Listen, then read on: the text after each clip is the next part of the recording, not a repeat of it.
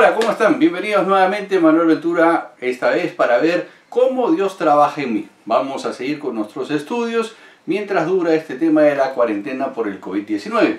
Muy bien, entonces lo que vamos a ver es que lo primero que Dios nos enseña es que Dios nos amó y por eso tuvo una decisión. Lo que vamos a aprender es que el amor no es un sentimiento, sino el amor es una decisión. Y eso es muy importante tenerlo claro. En Juan 3:16 nos dice: de tal manera amó Dios al mundo que ha dado a su Hijo unigénito para que todo aquel que crea en Él no se pierda, mas tenga vida eterna. Entonces, lo primero que tenemos que definir es que Dios no te amó o no te ama porque creíste en Cristo Jesús, sino que Dios te ama por lo que eres, porque eres una persona, porque eres un ser humano. Entonces, vamos a ver el concepto paso a paso. De tal manera amó Dios al mundo. Ok, primera parte. Dios amó al mundo, tomó una decisión de amar al mundo. Recordemos que Dios no puede ver al pecador, no puede ver el pecado, pero sin embargo ama tanto a la persona, es decir, nos ama a nosotros de tal manera, que entonces toma una acción. De tal manera amó Dios al mundo, coma. Y entonces dio a su Hijo unigénito, ¿para qué? Para que todo aquel que cree en Él no se pierda, mas tenga vida eterna. ¿Te das cuenta? Él primero te ama y después tú tomas la decisión de creer en Cristo Jesús. No te ama porque creíste en Cristo Jesús. Cristo Jesús murió en la cruz por ti porque te ama. ¿Te das cuenta la gran diferencia? Entonces, el concepto amó en el original es un concepto que tiene un tiempo que no existe en nuestro español. En el español los tiempos de los verbos son pasado, presente, futuro. En el griego son pasado, presente, futuro y algunos verbos tienen el aoristo. El aoristo, ¿qué quiere decir? Que es un tiempo indeterminado, es un tiempo indefinido, es un tiempo, lo que yo digo, 24 horas por 7 días a la semana. Es decir, todo el tiempo. El concepto amó se tradujo en el pasado para dar la connotación que ya está realizado. Pero en realidad el concepto es que Dios te está amando constantemente. Te amó hace un minuto, te ama ahorita y te amará dentro de un minuto también.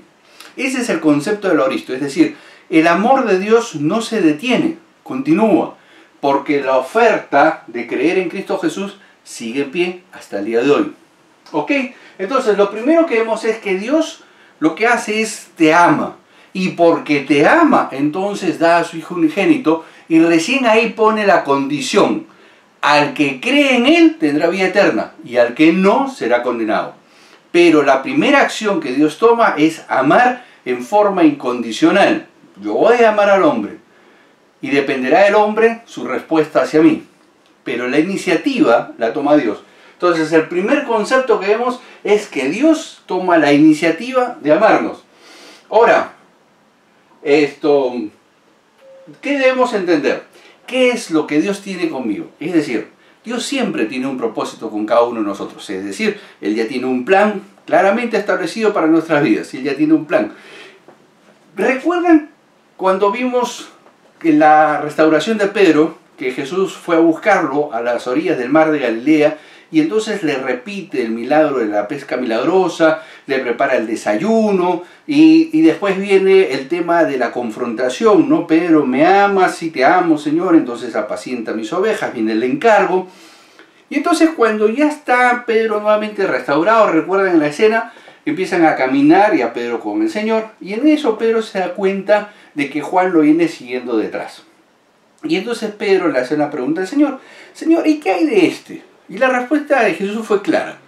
¿A ti qué te importa lo que sea yo con Juan? Tú, le dice a Pedro, concéntrate en lo que yo quiero contigo. Entonces, lo que tenemos que tener claro es ahora que nosotros ya hemos creído en Cristo Jesús, que ahora nosotros ya somos cristianos, entonces ahora debo enfocarme en qué cosa tiene Dios conmigo. ¿Para qué me escogió? ¿Cuál es su propósito conmigo?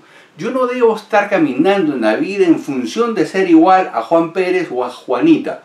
Yo tengo que ser yo mismo. En mi caso, yo tengo que ser Manuel Ventura delante de Dios. Está bien que nuestros líderes y nuestros pastores nos inspiren. Eso es parte del trabajo en una comunidad. Inspirar a los demás. Pero yo debo concentrarme en qué cosa quiere Dios conmigo. ¿Por qué? Lo vamos a ver ahora más adelante, pero lo importante es que tenemos que tener claro que nosotros tenemos que ser nosotros mismos delante de Dios, porque Dios tiene un plan para con nosotros.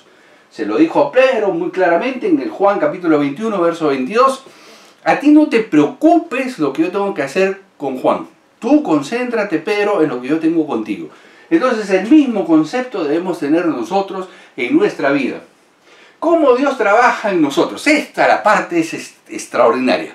Porque contrariamente a lo que muchos hemos pensado, la vida cristiana es un paso a paso. Es decir, todos los días debemos caminar con Cristo, todos los días tenemos una relación íntima con Él para que Él nos haga crecer de adentro hacia afuera. Es decir, Dios está interesado en nosotros. Está interesado en forma personal en cada uno de los planes que tiene con nosotros. Ahora vamos a descubrir unos milagros que yo encontré en la Biblia que tienen una connotación mucho más profunda de lo que se encuentra en una lectura ordinaria. Y me encanta empezar con el capítulo 9 de Juan. Es todo un capítulo, es interesantísimo esa narración.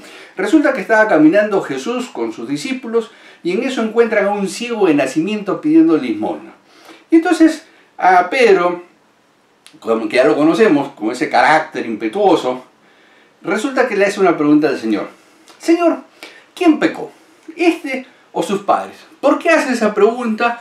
Porque dentro del mundo judío las enfermedades por lo general tenían una connotación espiritual. Es decir, si tú estabas enfermo dentro de la costumbre judía, es posiblemente que sea por un tema de pecado tuyo o un pecado de tus padres. Ese era el concepto dentro de la cultura judía. Y entonces Jesús le da una respuesta contundente. Dice, no, Pedro, no pecó ni este ni sus padres, porque algunas enfermedades son para glorificar a Dios. Es decir, algunas enfermedades tienen propósitos en nuestra vida, tienen propósitos de hacernos crecer.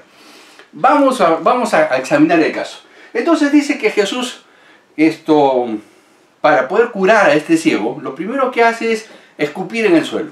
Ahora, recordemos que el suelo era árido, es decir, es desierto. Recuerden dónde está Israel, y aquel entonces era muy árido.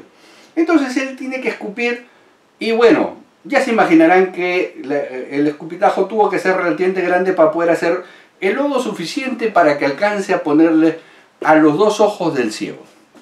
Entonces Jesús escupe en el piso, hace una amalgama con su saliva y la tierra, se los unta en los ojos, lo agarra el ciego, le toca el hombro y le dice, muchacho, ahora vas a caminar hasta allá, hasta el pozo Siloé, te lavas y vas a recobrar la vista.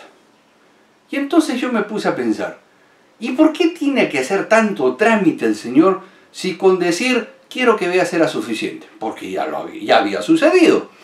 Entonces empiezo a analizar todo el cuadro que se da en el capítulo 9 y descubro que después de su sanación la gente dice, ¿no es este el ciego de nacimiento el que pedía la limosna en tal puerta? Y entonces uno se pone a pensar, claro, una persona que es minusválida, que es ciega de nacimiento, ha necesitado ayuda constantemente a lo largo de toda su vida, porque no se podía desplazar por sí mismo. Entonces, es decir, a este ciego lo llevaban hasta la puerta, el ciego se quedaba ahí, pedía la limosna, en la tarde vendría la familia, lo volvía a tomar, lo llevaba a casa. Es decir, constantemente esta persona era dependiente de terceros, tanto así de que aún terceros que no lo conocían le entregaban dinero como una limosna para que este ciego pudiera comer. Entonces podemos ver de que a lo largo de toda su vida, porque era ciego de nacimiento, él había dependido de terceros y nunca había hecho nada por sí mismo. Lo que Jesús está haciendo cuando le pone barro en los ojos y le dice, camina hasta allá. Ojo, no le dice, te voy a acompañar al pozo, sino que ahora le untó los ojos, sigue ciego, y no solamente está ciego, sino ahora tiene barro en los ojos, y ahora va a caminar solo, sin ayuda, hasta el pozo, a lavarse. A un pozo que él no conocía, que no veía, y que solamente probablemente Dios lo puso, Jesús probablemente lo puso en dirección y le dijo, camina hasta el pozo.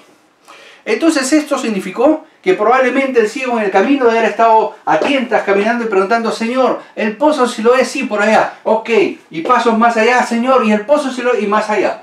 Y entonces en algún momento llegó al pozo por sus propios medios, es decir, por primera vez en su vida hacía algo por sí solo.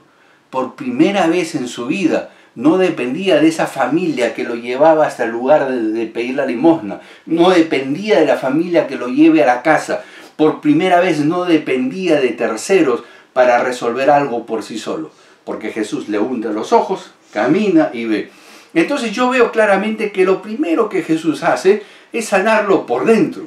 Sana su autoestima, sana su forma de ser. ¿Y dónde nos damos cuenta? En la segunda parte del relato, él ya cuando es esto, ya ve. Entonces los padres dicen que son citados por los sumos sacerdotes. Y le dicen, oiga, pero ¿y cómo? Su hijo no era ciego de nacimiento. Y los padres dicen, sí, claro, pero esto no sabemos qué pasó, ahora sí ve. Y entonces ellos tenían mucho temor de los sacerdotes a que los echen de la congregación. Y entonces los padres dicen, pero nuestro hijo ya es mayor, llámelo a él. Entonces lo llaman al chico y entonces lo llaman más de una vez y le dicen, y lo confrontan y le dicen, dale la gloria a Dios y dime tú si el que te curó no es pecador. Y mira tú la respuesta del joven, yo no sé si es pecador, dice él. Lo que sí sé es que yo era ciego de nacimiento y ahora veo. Mira tú a ese tipo bien parado ahora delante de esta gente. Dime tú si Jesús no había curado su autoestima. Dime tú si Jesús no le había dado la fortaleza y por primera vez en su vida había hecho algo por sí solo y ahora cuando tendría que enfrentar no se acobarda, sino que ahora dentro de él hay justamente toda una autoestima claramente sólida, curada por el Señor, porque lo primero que curó en él fue lo que estaba dentro, lo que estaba dañado, que él dependía siempre de terceros. Y por primera vez en su vida hizo algo solo. Caminar hasta un pozo que no conocía, con ayuda de terceros, se lavó y vio.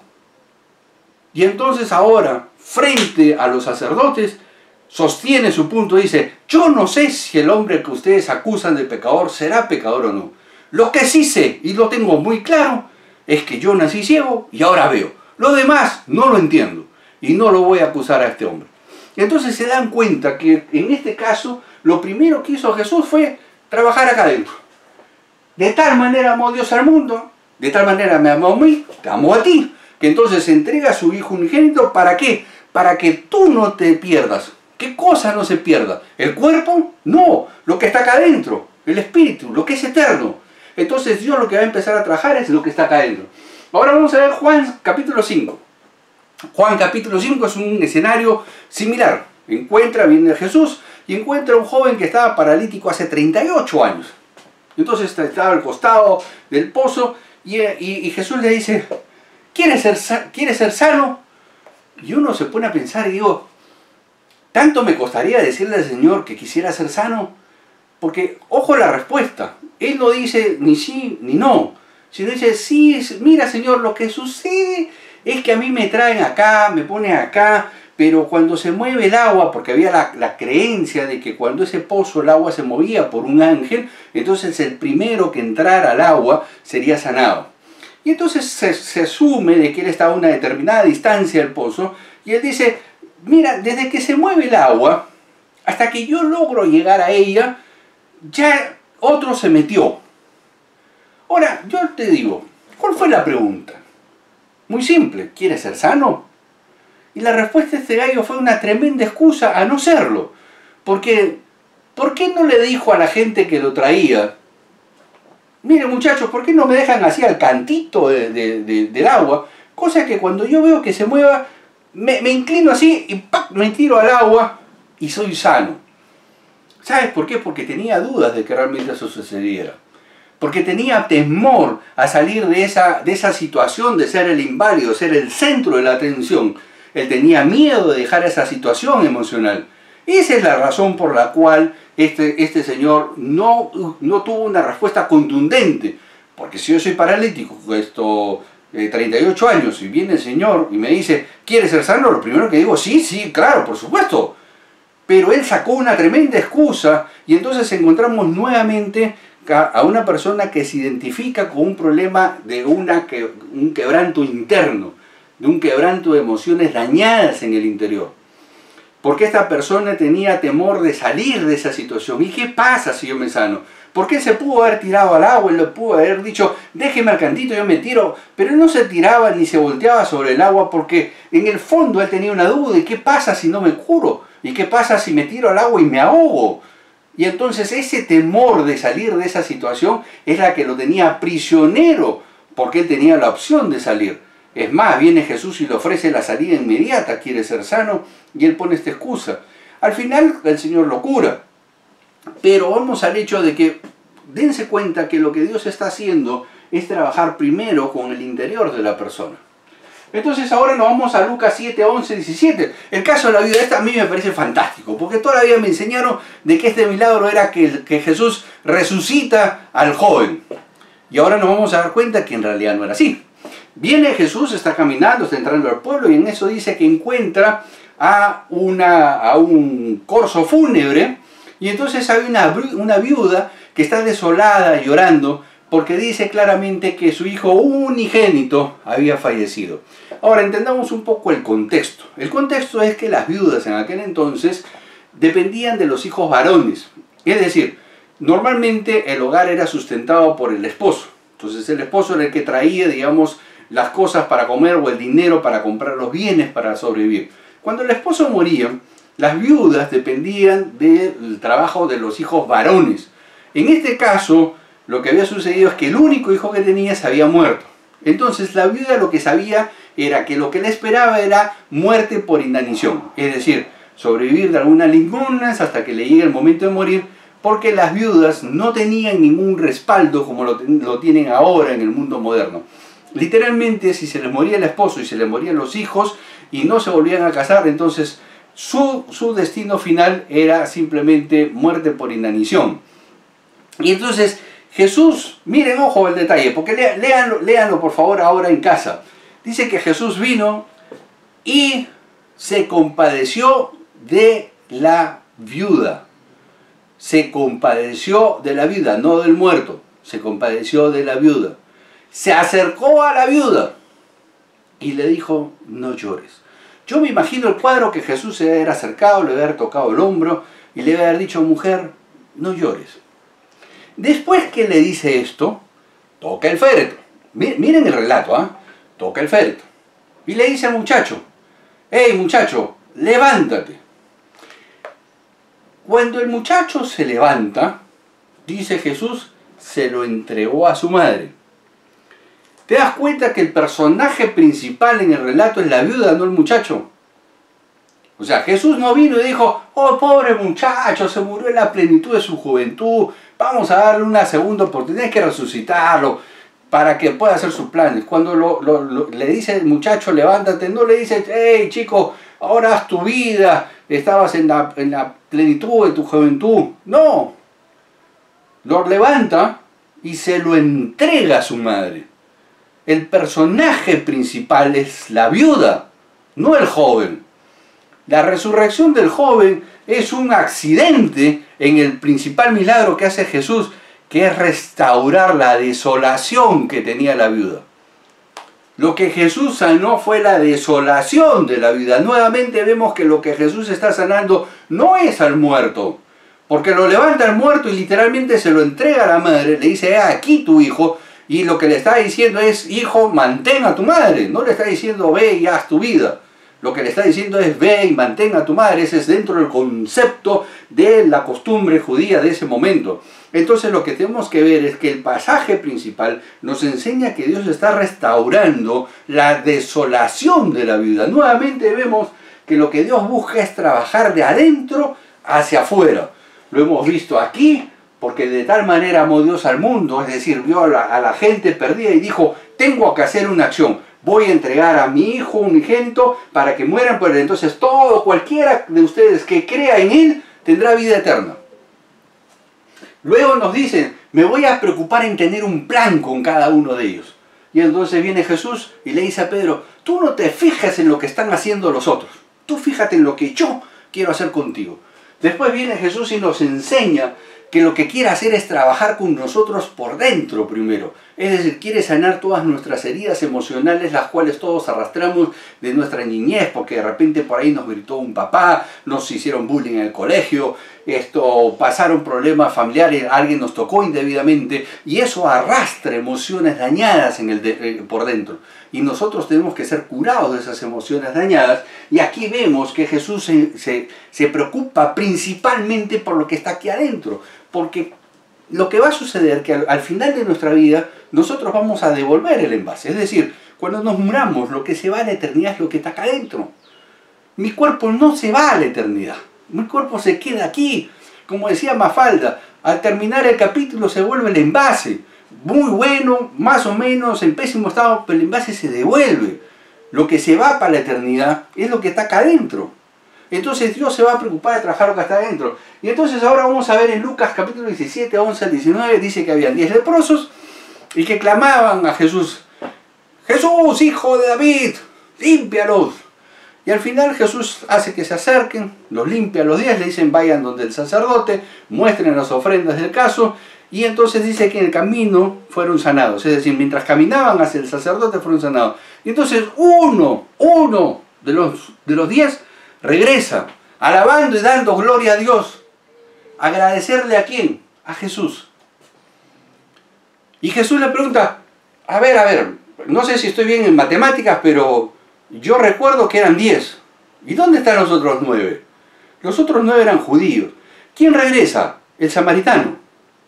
El que no tenía por qué regresar, porque la bronca entre judíos y samaritanos era tal, era una enemistad que venía de siglos. Es decir, los judíos y los samaritanos no se podían ver, no se podían hablar, no se podían tratar, había muchas diferencias. Algo así como lo que sucede hoy en día entre los palestinos y los judíos. Así, se tiraban cohetes, se insultaban, le decían, no, tú eres hijo de Abraham, tú eres hijo de Jacob, y todo lo que ustedes se puedan imaginar. Y el que regresa es el samaritano. El que regresa es el extranjero. Y Jesús todavía dice, oye, ¿no tenían que regresar los otros 9 más bien? Y regresa este extranjero a dar gracias. ¿Qué es lo que Jesús curó ahí? ¿La lepra? No. Lo que curó fue años de enemistad entre judíos y samaritanos.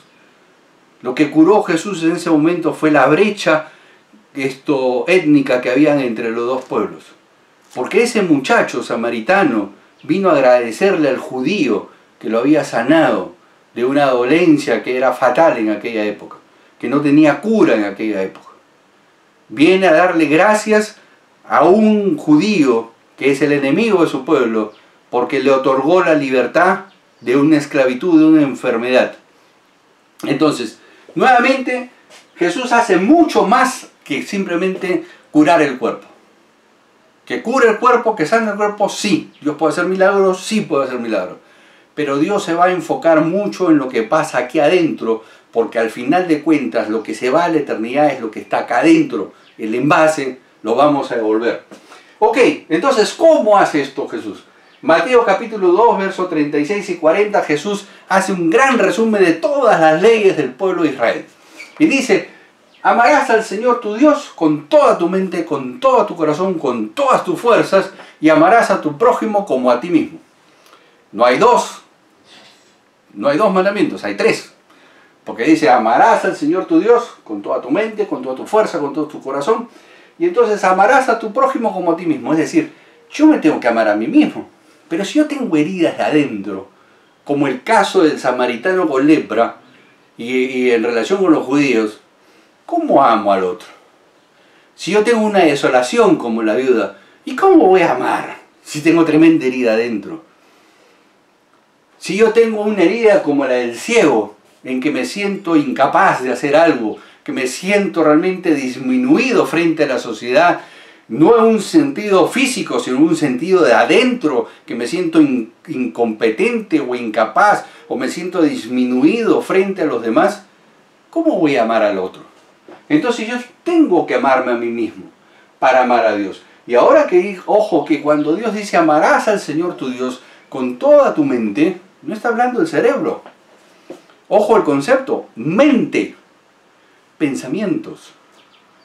Cuando te habla de corazón, no te está hablando del corazón físico, te está hablando de tus emociones, que tus emociones estén conectadas con Dios.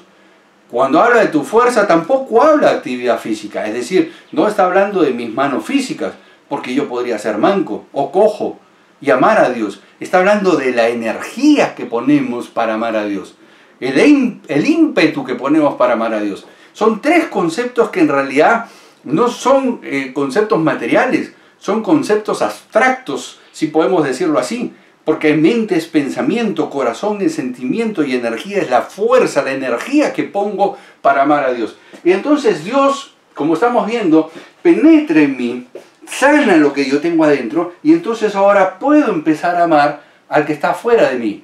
Es decir, a mi cónyuge, a mis hijos, a mis vecinos, a mis amigos, a mi gente del trabajo, a la gente de mi congregación. Yo no puedo amar a otros si es que yo no me amo a mí mismo. Y para amarme a mí mismo, Dios tiene que trabajar dentro de mí lo que está pasando conmigo por dentro. Entonces, ¿qué cosa es el amor? Y mucha gente me dice, 1 Corintios 13. Les digo, disculpen un minutito, pero 1 Corintios 13 son las cualidades del amor. Yo pregunto, ¿qué es el amor? ¿Qué es amar dentro del concepto bíblico? Porque dentro del concepto occidental son maripositas en el estómago. Porque para nosotros los occidentales el amor es un sentimiento. Para los orientales y para Dios, amar es una decisión. Amar es un concepto evolutivo. Y entonces en Efesios 5, 28 al 30 nos presenta justamente el concepto. Dice, y entonces maridos, amad a vuestras mujeres, porque el que ama a su mujer, ojo, el que ama a su mujer, se ama a sí mismo. Porque nadie aborreció su propia carne, sino que la mantuvo y la conservó, así como Cristo Jesús a la iglesia. ¡Oh! Entonces, ¿qué es el amor? Amarme a mí mismo para yo poder amar al tercero. Si yo no me amo a mí, ¿cómo amo a mi esposa? Si yo no me amo a mí, ¿cómo amo a mi esposo? Si yo no me amo a mí, ¿cómo amo a mis hijos? Entonces, aquí empezamos a encontrar qué cosa es el amor dentro del concepto bíblico. Yo tengo que amarme a mí, dejar que Dios me transforme para que de esa manera yo pueda amar a las otras personas. ¿Dónde encontramos esto? En Lucas 2:52 encontramos un tema interesantísimo. Y permítanme ponerlo aquí. Dice que Jesús crecía en estatura, es decir, crecimiento físico. Crecimiento físico. Crecía en favor para con Dios, es decir, crecimiento espiritual. Crecía también en favor para con los hombres. Estamos hablando de un crecimiento social. Y además dice que crecía en conocimiento. Esto encierra lo que significa amar a una persona. Dios, cuando te ama, se preocupa en tu físico, no solamente en lo externo, sino principalmente en lo que está dentro, como hemos visto. Se preocupa en que tengas un crecimiento espiritual, se preocupa en que ese crecimiento espiritual se va a reflejar en un crecimiento social, porque vas a empezarte a llevar mejor con las personas de tu entorno inmediato, tu familia, tus hijos, la gente de tu trabajo, la gente de la congregación. Pero también va a preocuparse en que tengas un crecimiento en conocimiento, es decir, que cada día conozcas más de Él. Entonces, si yo quiero amar a mi esposa, ¿qué cosa tengo que hacer? Yo tengo que preocuparme en su físico, en su crecimiento espiritual, en su crecimiento social, es decir, motivar a que ella tenga relaciones con otras damas, tenga un crecimiento social con otras damas, que interactúe con otras damas. Pero además yo tengo que preocuparme en que ella tenga un crecimiento en conocimiento, no solamente en los temas espirituales, sino también en los materiales. Es decir, involucrarme en sus proyectos, apoyarle en sus proyectos, alentarle en sus proyectos. Entonces yo empiezo a amar a mi esposa. Este es el concepto de amar en forma oriental. Este es el concepto evolutivo. Dice en Efesios que Nadie puede amar a su mujer si es que no se ama a sí mismo, porque uno no aborrece su cuerpo, sino que lo cuida. Entonces, eso es lo que yo tengo que hacer con la otra persona.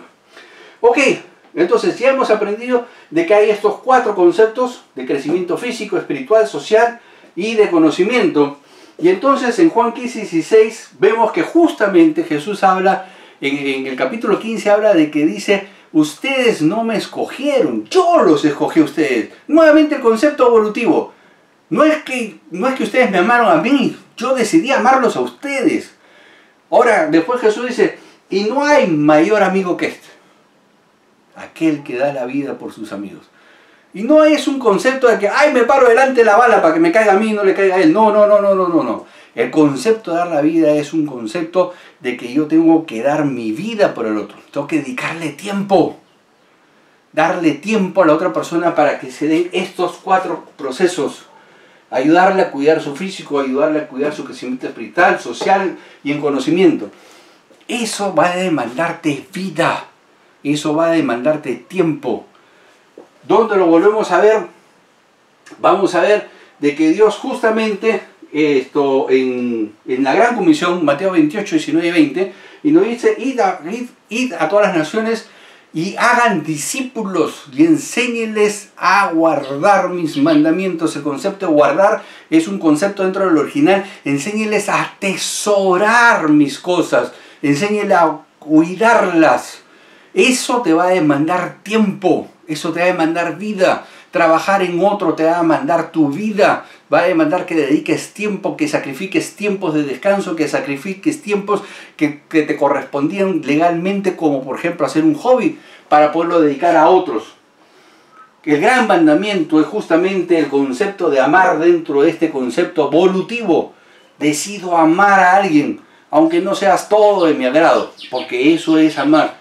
Dios no podía ver al pecador, ni puede ver el pecado, pero tomó una decisión: voy a amar a las personas. Y porque voy a amar a las personas, entonces tuvo un acto evolutivo. Puso a su Hijo unigénito para que todo aquel que crea en Él no se pierda, mas tenga vida eterna. Y entonces vamos concluyendo donde yo creo que está el clímax de todo esto. Mateo capítulo 9, verso 10 al 13, y Mateo capítulo 12, versos del 1 al 8. En ambos casos se habla sobre el tema de la misericordia. Misericordia quiero y no sacrificios.